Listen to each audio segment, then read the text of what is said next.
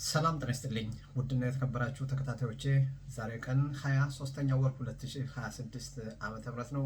ዕለተ ዓርብ ሰንበት ከመግባቷ በፊት አጫጭር የሆኑ መረጃዎችን በሳምንቱ ውስጥ የተከናወኑትን ወደ እናንተ ማቅረብ ፈልጋለሁ። በዚህ ሳምንት የእስራኤል መከላከያ ሰራዊት በተለይ የእስራኤል አየር ኃይል እጅግ በጣም ጠንካራ ስራዎችን ሲሰራ ሰንብቷል።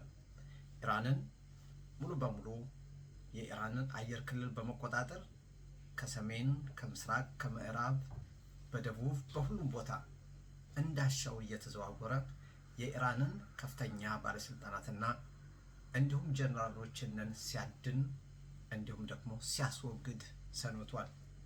እስካሁን ድረስ ከ6000 በላይ የሚሆኑ የኢራን አብዮት ዘብ አስጠባቂ የሚባሉ የጦር ሰራዊት አባላት አመራሮች ተደምስሰዋል።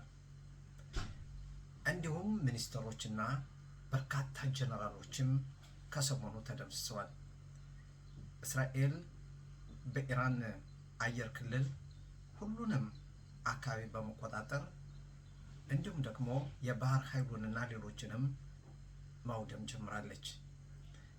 የምጣኔ ሀብትን በተመለከተ እንዲሁም ደግሞ ነዳጅና ጋዝን በተመለከተ ያንም ደግሞ በእስራኤል በኩል አንዳንድ ቦታዎችን በማስጠንቀቂያ ያህል ድብደባ ፈጽማለች። ስለዚህ በእስራኤል በኩል በእውነት አንደኛ ኃላፊነት እዚህ በእስራኤል አገር ለሚገኘው የእስራኤል ዜጋ የእስራኤል ሕዝብ ጉዳት እንዳይደርስበት ማስጠንቀቂያ አስቀድሞ ከኢራን የሚምዘገዘገውን ሚሳኤል ያን ለመመከት ከዚያም ደግሞ ህዝቡ ጉዳት እንዳይደርስበት ማስጠንቀቂያ እስራኤል ትሰጣለች። በሁለተኛ ደረጃ ደግሞ ለጠላት ህዝብ በኢራን ለሚገኙ ወገኖች ሰዎች ደግሞ ዜጎች አስቀድማ እስራኤል ማስጠንቀቂያ ትሰጣለች። በዚህ አካባቢ ድብደባ ልንፈጽም ስለሆነ ዜጎች እንዳትጎዱ እባካችሁን ውጡልን ብላ እስራኤል አስቀድማ ይህንን ማስታወቂያውን ደግሞ መልእክት ታስተላልፋለች። በዚህ መሰረት በኢራን በኩል ዜጎች ጉዳት አልደረሰባቸውም። ሌላው ደግሞ እስራኤል እያደረገችው ያለው ከሂዝቦላ ጋር የምታደርገው ውጊያ ነው።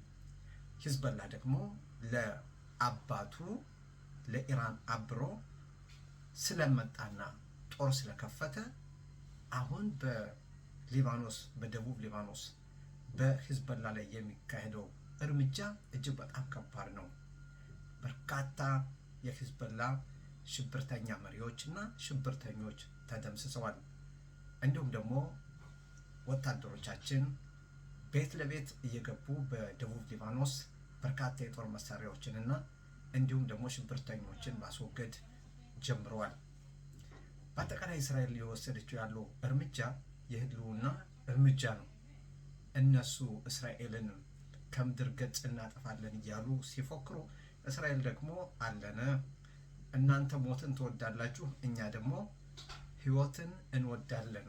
ስለዚህ አስቀድማችሁ እኛን ከመግደላችሁ በፊት እኛ እናንተ የምትወዱትን ሞት አስቀድመን እንሰጣችኋለን ትላችኋለች።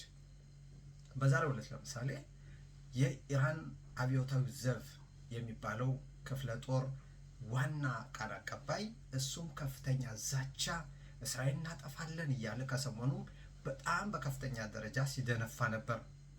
በዛሬው ዕለት ደግሞ ተደምስሷል። ስለዚህ ያለው ሁኔታ ይህ ነው።